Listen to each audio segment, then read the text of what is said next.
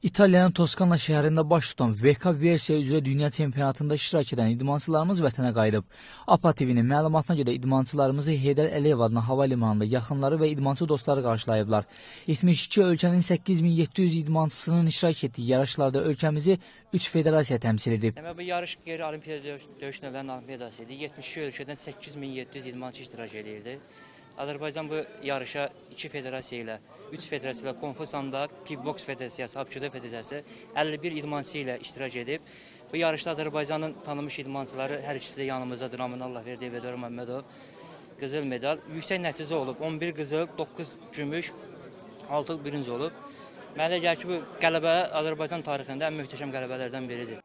Yarışda iştirak edən idmançımız Eduard Məmmədov Kickbox idmanı üzrə 20-ci dəfə dünya çempionu adına layiq görülüb. O Braziliyalı, İspan və finalda isə Ukraynalı rəqiblərinə qalib gələrək növbəti çempionluğunu əldə edib. Hər bir yarış çətin olur. İndi bayaqları Muşq müəllim də qeyd elədi ki, biz də Azərbaycan Kickboxing Federasiyasını təmsil eləyirdi. Həqiqətən çətin idi.